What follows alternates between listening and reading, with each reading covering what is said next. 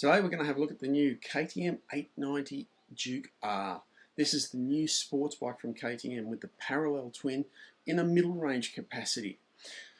And it really is a super sport competitor.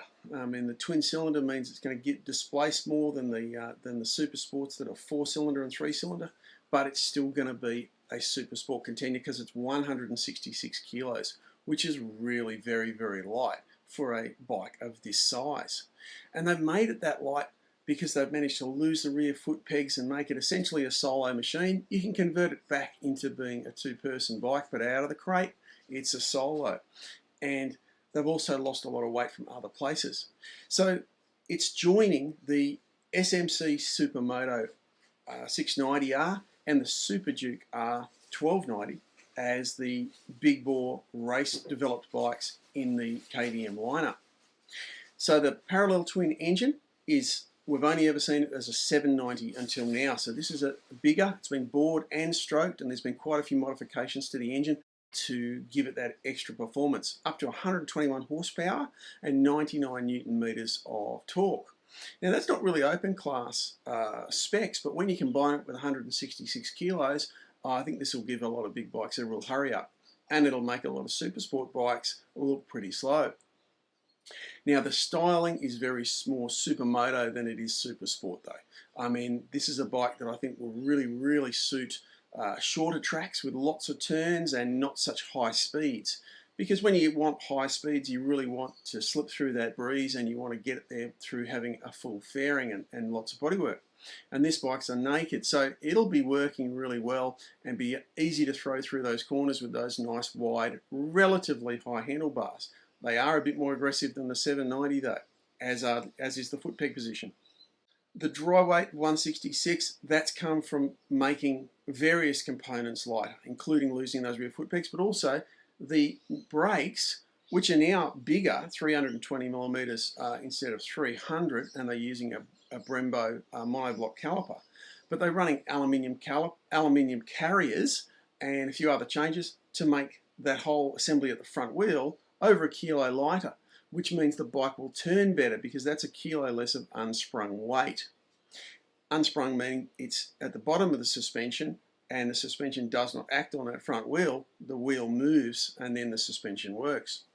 So the electronics are really fancy as well. I mean, it's got everything you'd expect, like ABS and traction control, but it's also got a 6D lean angle sensor, which not only understands whether you're pitching forward or back and what, left or right, but also drift.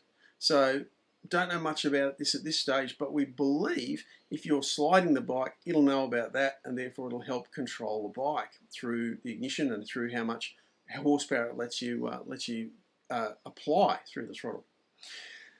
Now the suspension is really top shelf as well. WP at both ends, fully adjustable upside down forks, and at the rear a fully adjustable rear shock, including a hydraulic preload adjuster and the compression damping with adjustable external adjusters for the both high speed and low speed, which is really impressive, and not too many bikes out of the crate have that sort of adjustment. So if you like to set your bike up really well, this will be one you can do that with straight out of the box. Now it's running tyres 120/70 front, 120/70/17 front, and a 180/55/18 rear, and the standard tyre Michelin Power Cup, which is a very much a super sport style tyre, and in those sizes they're not $1 million, and you've got a lot of choices to choose from when you do wear out that first set of tyres. There's also a heap of accessories available for the new 890R, from bar end mirrors through to acropovic slip-ons and a full system, and there's also a quick shifter, different rear sets, so you can turn this into a race bike if you want. I'm not sure what class that would really fit you in, but you can do it. As a track bike, it would be an awesome lot of fun, especially around those shorter circuits like Wakefield Park or the South Circuit at Sydney Motorsport Park, Lakeside, Wanneroo Park. There are lots of racetracks around Australia where that would be an awful lot of fun, and I'm sure around the world as well.